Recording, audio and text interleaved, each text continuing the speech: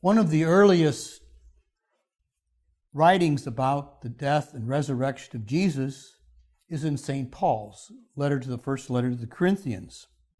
And he said this, "For I delivered unto you, first of all, that which I received, how that Christ died for our sins according to the Scriptures, and that he was buried and rose again on the third day according to the Scriptures. And then that he was seen by Cephas and then the 12.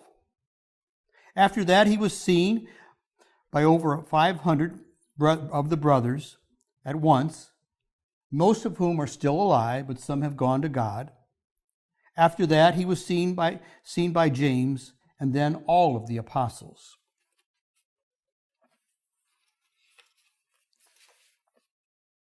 This was what Paul preached. Notice very little is said about the passion and the death of Jesus.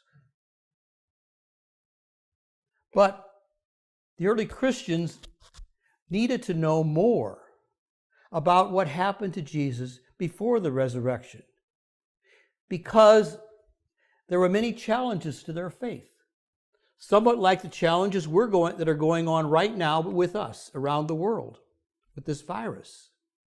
And they needed help to understand that. And so then after that came the stories of the passion and resurrection and memories of that which were written down.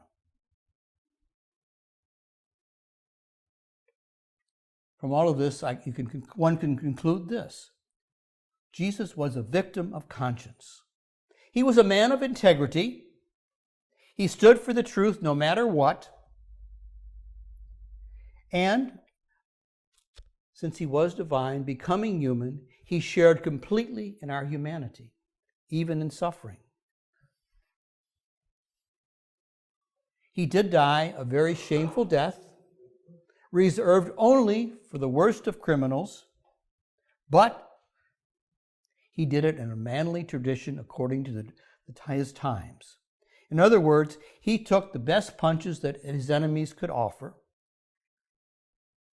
and he did it without flinching, without crying, without fainting. He endured flogging, verbal abuse, crowning with thorns, crucifixion, all without any shrieking.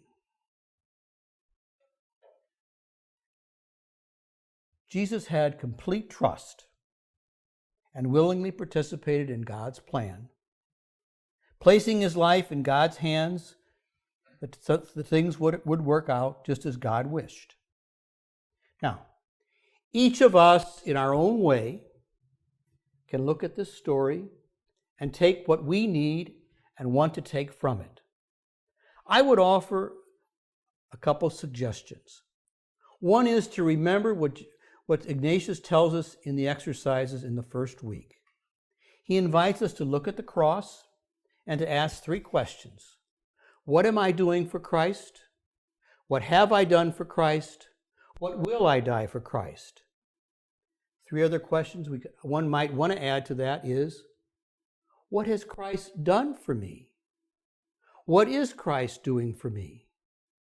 What can I count on Christ doing for me? What have I done for Christ? What am I doing for Christ now? What do I plan to do in the future? What has Christ done for me? What is Christ doing for me? And what might I count on Christ doing in the future? Just a couple things one might want to think about.